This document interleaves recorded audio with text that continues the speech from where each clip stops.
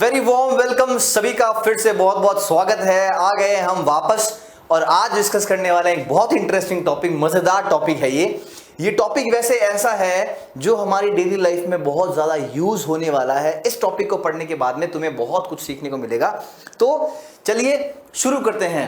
I am sure सभी बच्चे बिल्कुल ठीक होंगे, स्वस्थ होंगे, मस्त होंगे, एकदम फर्स्ट क्लास होंगे और आराम से घर पे बैठ के ये 8 बजे वाली साइंस बुक की क्लास देख रहे होंगे। तो हमने अभी तक बहुत सारे इंपॉर्टेंट टॉपिक्स डिस्कशन कर लिए हैं और हमने अपनी बॉडी के बारे में बहुत कुछ जान लिया है। उसके बाद में हमने ये भी जान लिया है कि कैसे हम कपड़ों को बनाते हैं। हमने प्लास्टिक के बारे में भी पढ़ लिया है और आज हम डिस्कशन करने वाले हैं एक बहुत ही इंपॉर्टेंट टॉपिक जिसका नाम है कि कैसे हम किसी चीज को सेपरेट कर सकते हैं। जैसे फॉर एग्जाम्पल मेरे पास में गेहूं है, 1 केजी गेहूं है, ठीक है। उस गेहूं के अंदर बहुत सारे कंकर हैं। अब मुझे उन कंकर को उस गेहूं से सेपरेट करना है, क्योंकि तुम करते हो, राइट? तुम नहीं करते होंगे लेकिन तुम्हारे पेरेंट्स करते होंगे, ग्रैंड पेरेंट्स कर रहे होंगे, क्योंकि करने के बाद ही हम उस गेहूं को बेटा आटा बनवाते हैं उसका, वरना तो वो पत्थर है जो हमारी बॉडी में जाता है। इसीलिए हमको उस पत्थर को सेपरेट करना है गेहूं से। ये तो एक बहुत ही नॉर्मल सी चीज़ होगी कि आराम से सबको पता है कि हाँ सर हम उसमें से निकाल के बाहर फेंक देंगे, ठीक है। सेकेंड चीज़, अगर मान लो एक गिलास पानी है, उसके अंदर मिट्टी चली गई है और रात को तुम्हारे पास में सिर्फ 1 गिलास पानी है। अब उस मिट्टी को तुम कैसे सेपरेट करोगे उस पानी में से, ये भी हम डिस्कशन करने वाले हैं। और भी ऐसे बहुत सारी चीजें हैं जो 2 चीजें मिक्सचर है किसी चीजों का और हमको उनको सेपरेट करना है। पहली सबसे इंपॉर्टेंट बात तो ये है कि कोई भी मिक्सचर को हम सेपरेट करते क्यों है। सबसे इंपॉर्टेंट चीज ये है कि अगर कोई मिक्सचर है उसके अंदर कुछ इंप्योरिटीज है, मतलब कुछ गंदी चीजें हैं, उनको बाहर निकालना है ताकि अच्छी चीजें सेपरेट रहे, राइट? तो ये सबसे इंपॉर्टेंट चीज है। इसी वजह से हमको 2 मिक्सचर को सेपरेट करना पड़ता है। और दूसरी बात ये कि जरूरी नहीं कि वो इंप्योरिटी ही हो, 2 कोई भी ऐसी चीज हो सकती है जो अलग अलग यूज आती है, लेकिन जरूरी नहीं है कि एक इंप्योरिटी हो। तो ऐसे ये सिलसिला चलता रहेगा और हम इसके बारे में डिस्कशन करते रहेंगे। तो हमारा जो टॉपिक है उस टॉपिक में हम बहुत सारे इंपॉर्टेंट चीजें पढ़ने वाले हैं। हमारा जो टॉपिक है वो है separation of substances. Separation of substances, okay. अब हम कौन से सब्सटेंसेस के बारे में पढ़ेंगे ये तो हम आगे हमको मालूम पड़ेगा। अभी फिलहाल हम पढ़ते हैं कुछ मेथड्स के बारे में कि कौन से मेथड्स हम इसमें डिस्कशन करने वाले हैं। तो सबसे पहला मेथड हमारा है हैंड पिकिंग। कौन सा मेथड है? Hand picking. इस मेथड का मतलब जैसे इसके नाम में लिखा है वैसा ही कुछ है। हैंड पिकिंग मतलब हाथ से पिक करके सेपरेट करना। जो मैंने तुमको सबसे पहला एग्जाम्पल दिया है कि अगर हमारी गेहूं के अंदर मिट्टी के दाने चले गए हैं, स्टोन्स है छोटे छोटे, उसको सेपरेट कैसे करते हैं? तुमने देखा होगा मम्मी, दादी, नानी हाथों से ऐसे निकल चुन चुन के निकालती है बेटा। ये जो मेथड है, इस मेथड को हमने क्या नाम दिया है? Hand picking method. इस हैंड पिकिंग मेथड की एक शर्त है। क्या शर्त है? कि जो इंप्योरिटीज होगी उसकी साइज थोड़ी बड़ी होनी चाहिए। सोचो अगर वीट के अंदर नमक के दाने, मैंने नमक डाल दिया वीट के अंदर, तो उस नमक को तुम हाथ से निकालना तुम्हारे लिए बहुत मुश्किल हो जाएगा।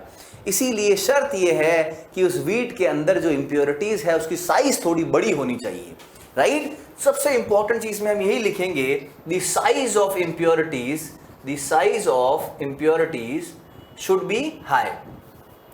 Size of impurities should be large, मतलब बड़ी होनी चाहिए। इंप्योरिटीज की साइज कैसी होनी चाहिए? बड़ी होनी चाहिए। आई एम श्योर सबको समझ में आ गया होगा, ठीक है। बहुत ही आसान सा मेथड है। सेकेंड मेथड पढ़ते हैं। सेकेंड मेथड जो हमारा है, that method is churning method. अब ये चर्निंग मेथड क्या होता है?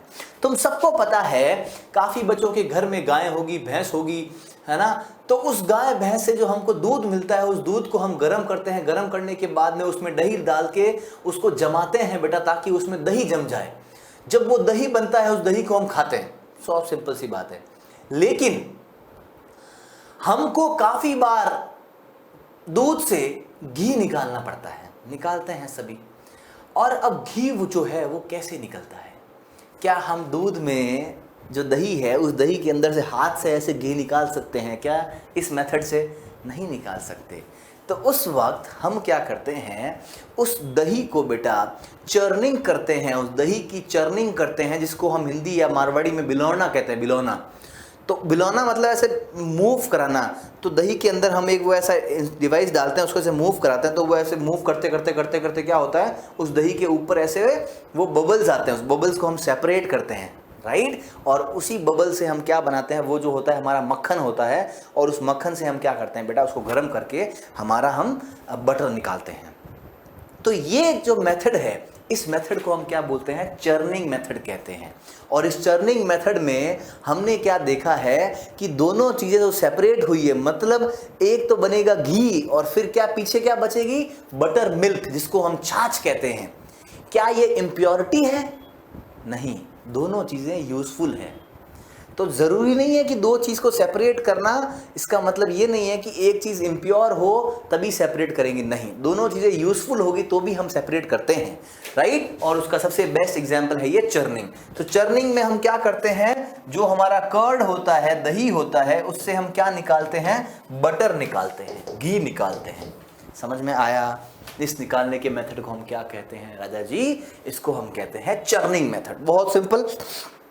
अगला मेथड पढ़ते हैं। इसका अगला मेथड क्या है? देखो, मेथड का नाम बताने से पहले मैं तुमको एक बहुत इंपॉर्टेंट बात बताना चाहता हूं। मान लो कि तुम एक फार्मर हो, यू आर अ फार्मर। तुमने क्या किया है, वीट के पौधे उगाए हैं। अब वीट के पौधे तुमने क्यों उगाए हैं? ताकि तुमको वीट मिल सके, मतलब गेहूं मिल सके, ठीक है। गेहूं जो होते हैं वो कहां होते हैं, इसके अंदर होते हैं, है ना। बहुत सिंपल सी बात है, गेहूं इसके अंदर होता है, ठीक है। अब गेहूं फार्मर को वीट चाहिए होता है। ये जो बाकी ग्रीन वाला पोर्शन है ये क्या है, हस्क, इसको हम बोलते हैं चारा। चारा है ना, ये गाय वगैरह खाती है फिर इसको। तो हमको तो खाली वीट के दाने चाहिए, ये चारा हमको नहीं चाहिए। तो क्या करते हैं, इनको कट करते हैं, मतलब इनको हार्वेस्ट करते हैं और इनको यहां पर एक जगह पे इकट्ठा करते हैं, ठीक है। फिर क्या करते हैं, इनके ऊपर जोर जोर से मारा जाता है, इनको जोर से मारते हैं। मारने से क्या होगा, जो गेहूं के दाने हैं वो दाने हैवी है, थोड़े भारी है। भारी होने की वजह से वो दाने नीचे जाकर इकट्ठा हो जाते हैं। जैसे मान लो ये वीट के क्रॉप्स मैंने काट काट के यहाँ पर इकट्ठा कर लिए खूब सारे एक जमीन पर, और इनको मैं अगर जोर जोर से मारूंगा तो क्या होगा, ये यहाँ से दाने निकल निकल के नीचे जाकर के जमीन पर इकट्ठा हो जाएंगे, ठीक है। अब मैं हल्के से हाथों से इस ऊपर वाले पोर्शन को हटा दूंगा और पीछे क्या बच जाएगा, ये मेरा वीट बच जाएगा, ठीक है। ये तो होता था पहले के जमाने में, लेकिन आज के जमाने में क्या होता है, इसको काट करके हाथों हाथ एक मशीन में डालते हैं, और मशीन में डालने से क्या होता है, वीट एक तरफ आते हैं, कचरा एक तरफ जाता है, ऐसा होता है। और इस मेथड को हमने क्या नाम दिया है, थ्रेशिंग मेथड नाम दिया है। क्या नाम दिया है, थ्रेशिंग मेथड। थ्रेशिंग में क्या हो रहा है, हमारे पूरे क्रॉप से हम छोटे छोटे सीड्स को बाहर निकाल रहे हैं और इसी को हम थ्रेशिंग बोल रहे हैं।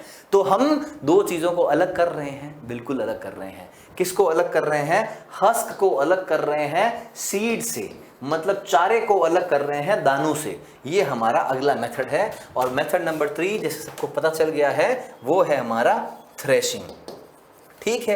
पहले के टाइम में मार मार के किया करते थे हाथों से, लेकिन आजकल के जमाने में इसको हाथों से नहीं करते हैं, इसको करने के लिए एक मशीन आती है जिसको हम बोलते हैं थ्रेशर।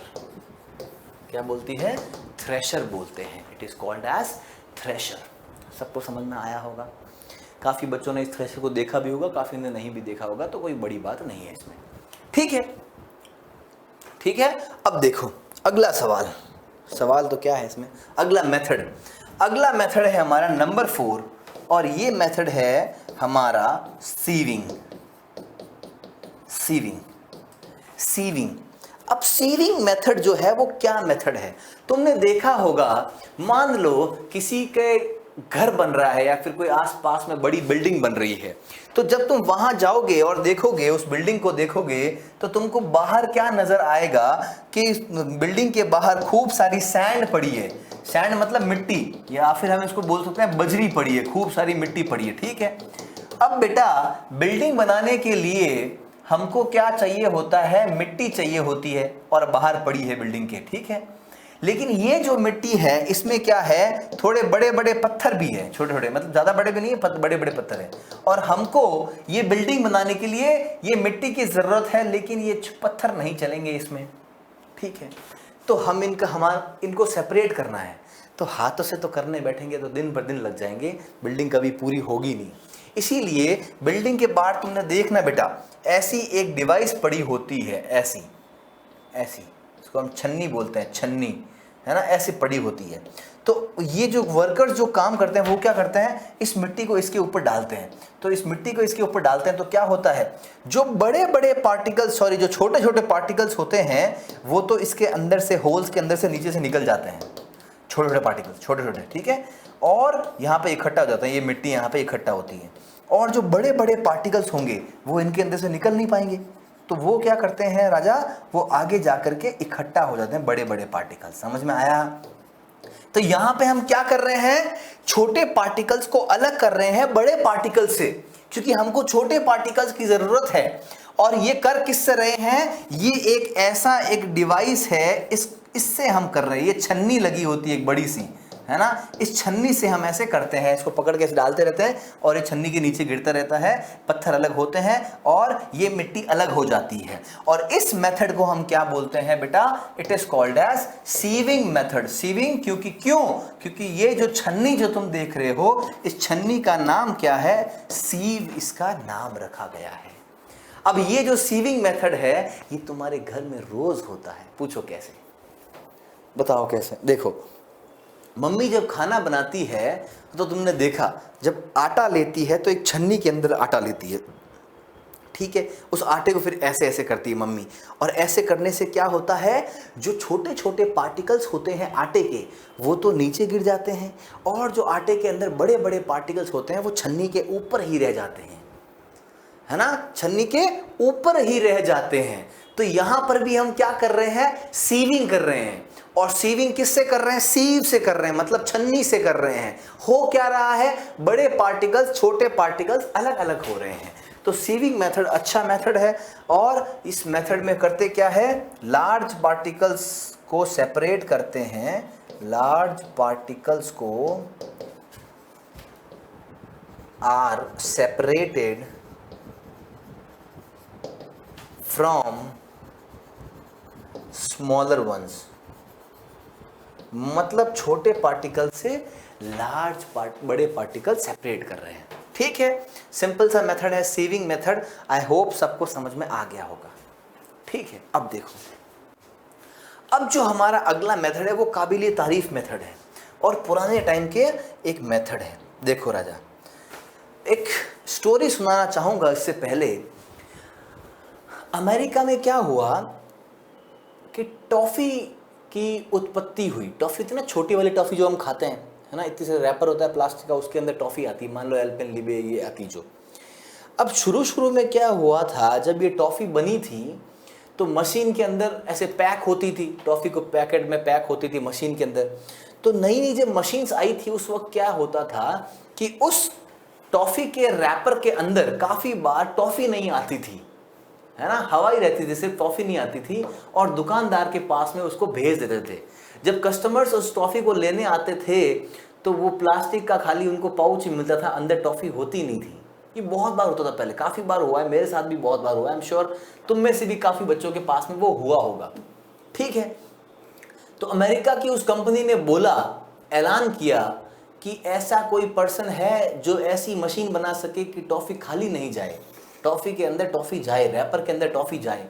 तो सभी कंट्रीज के लोग आए उस फैक्ट्री के पास में और अलग अलग मशीन लेके आए। किसी ने 1 करोड़ की मशीन लेके आया, कोई 2 करोड़ की लेके आया, कोई 5 करोड़ की लेके आया कि इस मशीन से आप टॉफी को पैक करो, आपकी टॉफी के अंदर टॉफी कभी खाली नहीं जाएगी। तो उसके अंदर एक इंडिया का पर्सन भी आया, और इंडिया वाले पर्सन ने जो जवाब दिया वो सुनकर सभी दुनिया वाले हैरान रह गए। इंडिया ने जवाब दिया कि मेरे पास में जो मशीन है वो करोड़ों रुपए की नहीं है, वो सिर्फ 1000 रुपए की मशीन है। इस 1000 रुपए की मशीन से आपका जिंदगी में कभी भी कोई भी टॉफी खाली नहीं जाएगी। और फिर उनसे पूछा गया कि तुम ऐसा क्या लेके आए हो, तो उन्होंने बताया कि ये देखो मैं एक फैन लेके आया हूं, ऐसे खड़ा रहने वाला फैन, और ये फैन जब चलेगा तुम एक काम करना, टॉफी को उछालना ऊपर से, और टॉफी जब नीचे गिरेगी तो जो टॉफी जो खाली है वो हल्की होगी, खाली रैपर होगा, इस हवा की वजह से वो रैपर आगे उड़ जाएगा। समझ में आया? क्या होगा? फैन लेके आए, फैन चालू किया तो हवा जाएगी ऐसे, और टॉफी का इतनी सारी टॉफी है, मान लो उसको नीचे गिराओ, तो नीचे गिराएंगे तो ये हवा क्या करेगी, जो हल्का रैपर होगा उसको तो उड़ा देगी, जो हैवी रैपर होगा वो नीचे गिर जाएगा। हल्का कौन सा होगा? जिसमें टॉफी नहीं होगी, जिसमें टॉफी होगी वो तो हैवी होगा। तो ये मेथड जो था वो इंडिया ने दिया और सभी लोग बहुत खुश हुए। ये मेथड आया कहां से? ये दरअसल बात है बहुत पहले की। उस समय क्या हुआ करता था, जब फार्मर्स गेहूं को काटते थे और जोर जोर से इस पे ऐसे मारते थे, तो होता क्या था, ये जो गेहूं के पार्टिकल्स तुम देख रहे हो ये नीचे गिर रहे हैं, और इस गेहूं के साथ में छोटे छोटे और हल्के हल्के पार्टिकल्स भी होते थे, हल्का हल्का कचरा, हस्क का बिल्कुल छोटा छोटा, वो भी साथ में रहता था। तो फार्मर्स क्या करते थे, इस गेहूं को नीचे वाले को उठाने के बाद में इसको एक ऐसी डिवाइस के अंदर रखते। मान लो एक आदमी है, ये आदमी ऐसे खड़ा है, एक बार ज़रा इसको फील करके देखना। काफ़ी बच्चों को ये पता होगा और काफ़ी को नहीं भी पता होगा, ये देखा होगा और काफ़ी ने नहीं भी देखा होगा, ठीक है, कोई बात नहीं, लेकिन यहाँ पर देख लो। देखो क्या करते थे, ये पर्सन यहाँ पर ऐसे खड़े होते थे, खड़े होकर के क्या करते थे, एक ऐसा कोई डिवाइस पकड़ते थे, ठीक है, मान लो कोई बड़ी थाली पकड़ी है, इस थाली के अंदर क्या रखते थे, इस थाली के अंदर सीड्स रखते थे, और सीड्स के साथ में जो कचरा होता था वो कचरा भी होता था हल्का हल्का, ठीक है। तो ये फार्मर ऐसे पकड़ के क्या करते थे, ऐसे धीरे धीरे नीचे गिराते, ठीक है। मान लो हवा आ रही है पीछे से, तो जैसे ये सीड्स गिरेंगे नीचे तो हवा आ रही है, सीड्स तो हैवी है, जो कचरा है वो हल्का है, तो कचरा क्या होता था, आगे जाके गिरता था और सीड्स नीचे गिरते थे। हवा किधर से आ रही है, हवा यहाँ से आ रही है, तो हवा यहाँ से आने से क्या होता, सीड्स जो है वो तो यहाँ नीचे गिर जाते, इकट्ठा हो जाते, और जो कचरा होता था वो हवा की वजह से आगे चला जाता था। समझ में आया? तो कचरा आगे जाके इकट्ठा होता और सारे सीड्स यहाँ पे इकट्ठा होते, तो सीड्स और कचरा अलग हो गया, बिल्कुल हो गया। इस तरीके से हुआ है। तो ये जो तरीका है, this method is called as winnowing method. I am sure सब बच्चों ने सुना होगा इसका नाम विनोइंग, काफी बच्चों ने देखा भी होगा। तो विनोइंग ये मेथड है। इस मेथड में क्या करते हैं, लाइटर इम्प्योरिटीज को सेपरेट करते हैं, लाइटर इम्प्योरिटीज को सेपरेट करते हैं, impurities are separated। I am sure सबको समझ में आ गया होगा कि लाइटर इम्प्योरिटीज को कैसे सेपरेट किया जाता है। हवा करते हैं और हवा से वो आगे चला जाता है। This is called as winnowing method. जल्दी से इसको नोट कर लेंगे, बहुत ही अच्छा मेथड है ये, सब बच्चों के लिए बहुत ही इंपॉर्टेंट मेथड है, एंड आई एम श्योर सबको समझ में भी आ गया होगा। ओके, चलो बढ़िया, अगला मेथड के ऊपर चर्चा करते हैं। देखो बेटा, अगला मेथड क्या है, अगला जो मेथड है वो थोड़ा अलग मेथड है, और ये मेथड अकेला नहीं है, 3 मेथड का मिलकर ये मेथड बना है। और वो कौन सा है, नंबर 6। नंबर 6 जो है वो कौन सा मेथड है, देखिए, नंबर 6 इज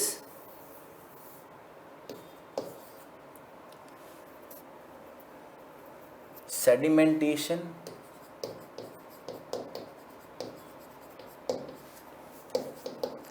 एंड डिकेंटेशन।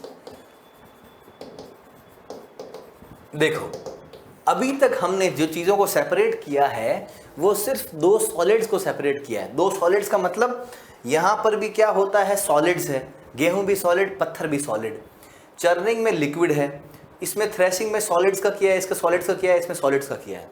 अब ये जो मेथड जो हम पढ़ने वाले हैं ये थोड़ा सा लिक्विडेशन है इसके अंदर, मतलब लिक्विड्स भी आएंगे। देखो, मान लो एक पानी का ग्लास है और इस पानी के ग्लास में जैसे मैंने तुमको बताया कि इसमें पानी भरा हुआ है, क्योंकि पानी का ग्लास तो पानी भरा होगा, ऑफ कोर्स ही बात है, और इसमें तुम्हारे भैया ने किसी ने क्या किया, मिट्टी डाल दी, और मिट्टी डालने के बाद तुमको बोला पियो। क्या तुम पियोगे? क्या नहीं पियोगे? तो अब तुम्हारा पास में एक ही ग्लास है, तो तुम क्या करोगे, तुम्हारे पास में साइंस तुमने पढ़ रखी है और तुम कहोगे थोड़ी देर के लिए इस पानी की ग्लास को ऐसे का ऐसा छोड़ दो, मतलब इसको पड़े रहने दो। तो 2 मिनट, 3 मिनट, 4 मिनट, 5 मिनट बाद तुम इसको क्या देखोगे, तुमको ऐसा फील होगा कि जो ये मेरी ग्लास मिट्टी और पानी से भरी हुई थी, उस ग्लास में अब कुछ जादू हो गया है। और जादू क्या हुआ है कि जो जो मिट्टी इसमें है, जो जो मिट्टी के दाने हैं, वो सारे नीचे जाकर के इकट्ठा हो गए। क्या हुआ? नीचे जाकर के इकट्ठा हो गए। समझ में आया? क्योंकि मिट्टी के जो पार्टिकल्स है वो थोड़े से भारी पार्टिकल्स है, हैवी पार्टिकल्स है। इसीलिए ये जो मेथड है, इस मेथड को हम बोलते हैं sedimentation. It is called as sedimentation. समझ में आया सबको? सेडिमेंटेशन में क्या होती है, जो ज्यादा वेट वाली इंप्योरिटीज होती है वो नीचे जाकर के सेटल हो जाती है। Heavier impurities are settled down, नीचे सेटल हो जाती है, और बाकी हमारा पानी ऊपर पड़ा है। अब तुम इस पानी को ऐसे पी सकते हो, लेकिन थोड़ा ही पी सकते हो, पीछे मिट्टी नहीं, मिट्टी आ जाएगी नहीं तो हमको क्या करना है, हम क्या करते हैं, इसको पीते नहीं है, हम इस पानी को दूसरी ग्लास में डालते हैं। राइट? देखें कैसे डालते हैं। सी, मान लो ये वो ग्लास है, ये वो ग्लास है। इस ग्लास के अंदर जैसा मैंने तुमको बताया कि पानी है, और पानी के अंदर क्या है, हल्की हल्की मिट्टी है। अब इस मिट्टी को सेपरेट करना है इस पानी से, मतलब अलग करना है। तो मैं कैसे करूँगा ज़रा देखो। इस ग्लास में से इस ग्लास को टेढ़ा करूँगा, और टेढ़ा करके ये जो पानी है ये धीरे धीरे धीरे धीरे इधर ले लूँगा, है ना। ज़्यादा हिलाऊंगा नहीं इसको, धीरे धीरे जब लूँगा इसके अंदर, तो क्या होगा, पानी पानी सब इसमें आ जाएगा, और फिर जो मिट्टी मिट्टी है वो यहाँ बच जाएगी। समझ में आया?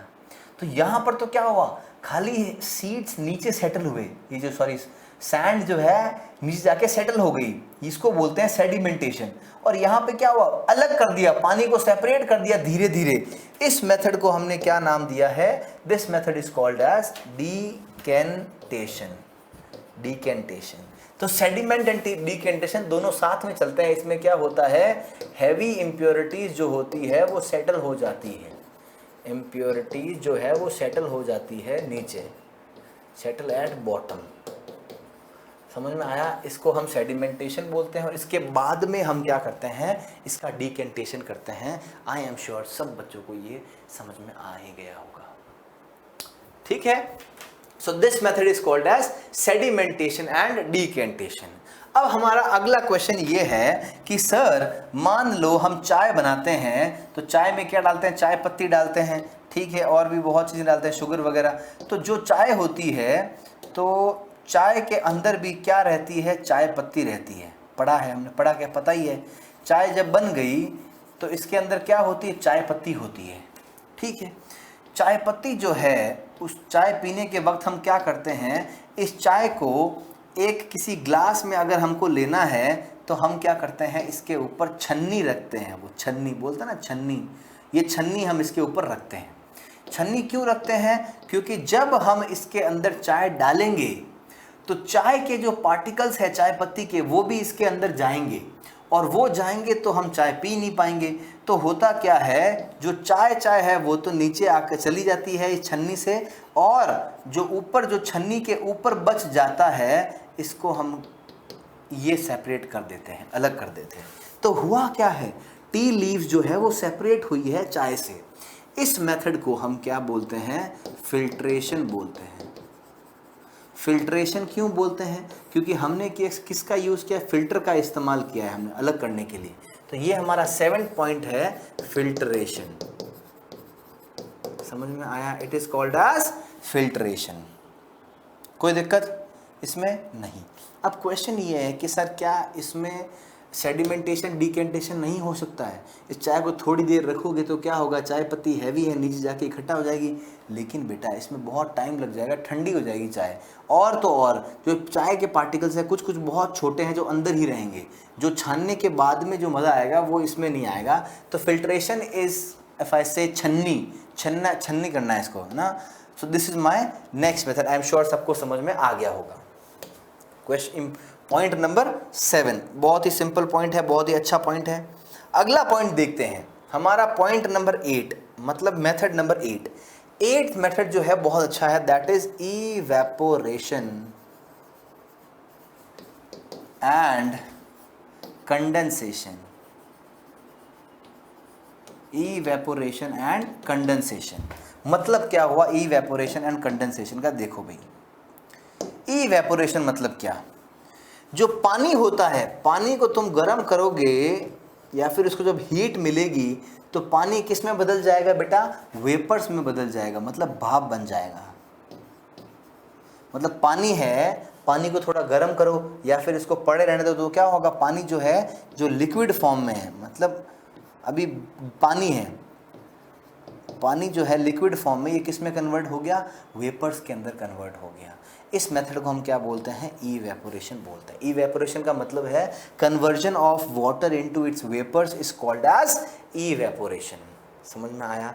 ये इवेपोरेशन तुमने काफ़ी जगहों पर देखा होगा, बारिश नहीं होती है, धूप के अंदर खूब पानी इवेपोरेट होता है, तालाब सूख जाते हैं, है ना, वो इवेपोरेशन की वजह से। Next is condensation. कंडेंसेशन इसका उल्टा है, उल्टा मतलब जो वेपर्स होते हैं, यहाँ से जो ऊपर से वेपर्स गए, वो वेपर्स ऊपर जाने के बाद में क्या हो जाते हैं, ठंडे हो जाते हैं, मतलब कूल हो जाते हैं। मतलब मान लो यहाँ तालाब है, तालाब के अंदर से खूब सारे वेपर्स निकले, इस मेथड को बोलते हैं इवेपोरेशन। ये वेपर्स ऊपर गए आसमान में खूब, और आसमान में क्या होगा, जो वेपर्स है वो ठंडे हो जाएंगे। जब वेपर्स ठंडे होंगे तो क्या बनाएंगे, वेपर्स जब कूल होंगे तो क्या बनाते हैं, ये वाटर बनाते हैं फिर से लिक्विड फॉर्म में। ये जो वेपर्स है ये गैसियस फॉर्म में, ये वाटर जो है ये किस फॉर्म में है, लिक्विड फॉर्म में। तो इस मेथड को हम क्या बोलते हैं, वेपर्स को वाटर में कन्वर्ट करना, it is called as condensation, और ये हमारा इवेपोरेशन है। आई एम श्योर सब बच्चों को बहुत ही अच्छे से इसको समझ में आया है, और काफ़ी बच्चों को कोई डाउट भी नहीं होगी। ये हमारा छोटा सा टॉपिक था और मुझे उम्मीद है कि सब बच्चों को पसंद आया होगा। और इस टॉपिक में ये हमने जो 8 इम्पॉर्टेंट पॉइंट्स लिखे हैं, सब बच्चे इसके ऊपर गौर फोकस करें और इनको यूज़ करें अपनी लाइफ के अंदर, ठीक है। तो ये कुछ इम्पॉर्टेंट पॉइंट्स थे, ये सेपरेशन ऑफ सब्सटेंसेस, कैसे हम चीज़ों को सेपरेट कर सकते हैं, ठीक है। तो वापस मैं समझा देता हूँ तुमको। एक होता है हैंड पिकिंग, हाथों से लार्ज साइज इम्प्योरिटीज़ को सेपरेट करते हैं। चर्निंग मेथड में क्या करते हैं, कर्ड को बटर को सेपरेट करते हैं, निकालते कहाँ से, कर्ड से निकालते हैं, ओके। थ्रेशिंग में हम क्या करते हैं, थ्रेशिंग में बेटा हम सीड्स के अंदर से क्रॉप्स को निकालते हैं, उस मेथड को प्लांट के अंदर से क्रॉप्स निकालते हैं, उस मेथड को हम बोलते हैं थ्रेशिंग। देन हमारा है सीविंग में क्या करता है, सीव जो होती है छन्नी के अंदर से पार्टिकल्स डालते हैं, और जो पार्टिकल्स छोटे होते हैं वो तो अंदर आ जाएंगे, छन्नी के जो बड़े होंगे वो बाहर आ जाएंगे। It is called as sieving, मतलब इसमें लार्ज पार्टिकल सेपरेट होते हैं छोटे पार्टिकल से। अगला जो हमारा मेथड है वो है विनोइंग। विनोइंग में क्या करते हैं, जो लाइटर इंप्योरिटीज है उसको सेपरेट करते हैं, जैसे मैंने तुमको बताया। ये थ्रेशिंग के बाद में फार्मर्स विनोइंग करते हैं, लेकिन ये पहले के टाइम में होता था। आजकल बहुत बड़ी बड़ी मशीन्स आ गई है, हार्वेस्टर जिसको हम बोलते हैं। वो हार्वेस्टर क्या करता है, गेहूं को काटता है और काटने के बाद में हाथों हाथ इसके अंदर से साफ गेहूं निकाल देता है। तो हार्वेस्टर भी यहाँ पर हमारे इस इंडिया में आ चुके हैं काफ़ी सारे। सेडिमेंटेशन डिकेटेशन का मतलब क्या है, जो हैवी इंप्योरिटीज होगी वो नीचे जाकर के इकट्ठा होगी। इस मेथड को बोलते हैं सेडिमेंटेशन। डिकेटेशन मतलब मिट्टी एक बार नीचे चली गई तो क्या करो, उसको सेपरेट कर दो इसके। सो इस मेथड को हम बोलते हैं सेडिमेंटेशन एंड इसको बोलते हैं डिकेंटेशन, मतलब मिट्टी जो नीचे रह गई है उसको अलग करो, इसको बोलते हैं डिकेंटेशन। बहुत सिंपल। अगला है हमारा फिल्ट्रेशन। फिल्ट्रेशन में हम क्या करते हैं, फिल्टर पेपर का यूज करते हैं। ये देखो, ये फिल्टर पेपर है ना, फिल्टर पेपर। तो इस फिल्टर पेपर से क्या करते हैं बेटा, हम इस फिल्टर पेपर से सेपरेट करते हैं, जो बड़ी इंप्योरिटीज होगी वो इसके ऊपर रह जाती है, बाकी जो है हमारा ये साफ रह जाता है। अगला क्वेश्चन है हमारा, सॉरी अगला टॉपिक है वो है इवेपोरेशन और कंडेंसेशन। इसमें क्या करते हैं, वाटर वेपर्स को सेपरेट करते हैं, वाटर को सेपरेट करते हैं वेपर्स में, और वेपरेट को करते हैं हमारे वापस से वाटर में। दो मेथड्स है, evaporation and condensation. I am sure सब बच्चों को ये टॉपिक अच्छे समझ में आया होगा और उम्मीद है कि इसमें तुमको कोई भी डाउट नहीं रही होगी। छोटा सा टॉपिक है इसीलिए जल्दी वो क्लास खत्म कर रहे हैं। अगली क्लास में लेके आएंगे फिर से नया चैप्टर, नया important questions and answers, sorry questions and topics, और वो भी बेसिक टॉपिक्स बहुत अच्छे वाले। तो मिलते हैं कल की क्लास में। Tata bye bye and take care.